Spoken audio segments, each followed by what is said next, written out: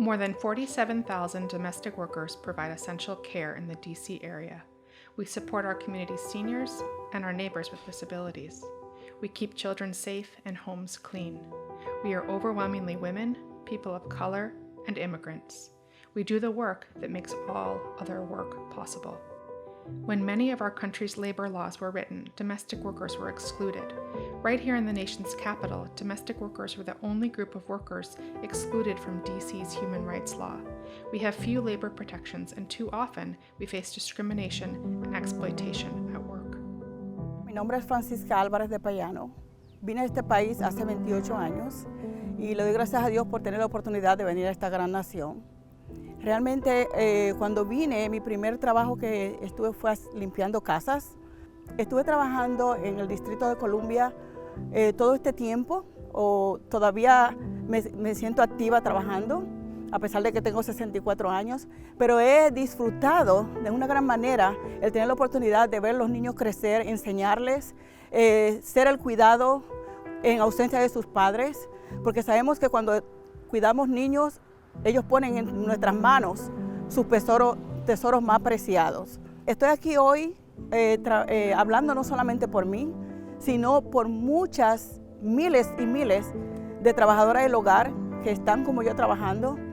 Yo tuve una experiencia negativa en mi segundo trabajo de nanny y fue que una familia me contrató para cuidar a los niños y hacer un light cleaning. Al final tuve que limpiar la casa todas las semanas y hacer cosas que en realidad no pactamos cuando yo entré a trabajar.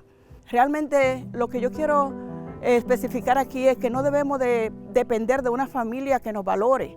Debemos depender de leyes que nos ayuden a nosotros y que regulen para que tengamos derechos, porque somos trabajadoras como otras cualquiera. Pedimos una vez más regulaciones, que haya una carta de derechos para todas las nannies y todas las personas que están trabajando, limpiando casas, atendiendo mayores y todos los que están trabajando en esta área. Necesitamos la ayuda de esas personas que tienen que decidir para que nosotros tengamos una carta de derechos. My name is Ileana. I was an au pair in the DC area, and like any other living nanny, I provided professional childcare for my employer's children. As an au pair, my workplace standards were more likely based to the goodwill of the family I work for, to my employers, rather than an official set of standards. Therefore, in one of the houses I worked, the family or my employers would underfeed me. This meant that I lost 10 pounds in 2 months. I wasn't feeling energetic.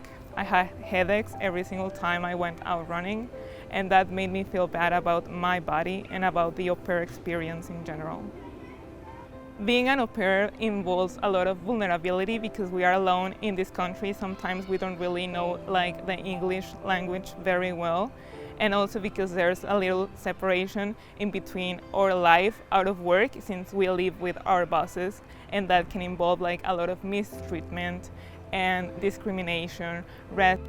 We are dependent on our employers, on food, shelter, and also they have a direct implication in our immigration status.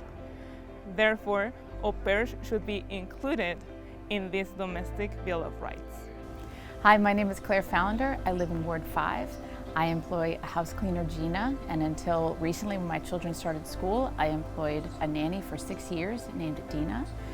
I would not be able to do any of my work, sustain my family, pursue my career without them. I want to do right by Dina and Gina, but there's no roadmap for employers like me in DC. That is why we need a Domestic Workers Bill of Rights in DC. The DC Domestic Workers Bill of Rights will ensure that domestic workers like Francisca and Ileana can work safely, and that domestic employers like Claire can do their jobs knowing their families are cared for.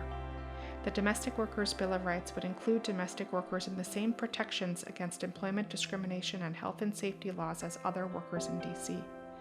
It would require written agreements between domestic workers and their employers to ensure that workers know their rights and employers are aware of their responsibilities.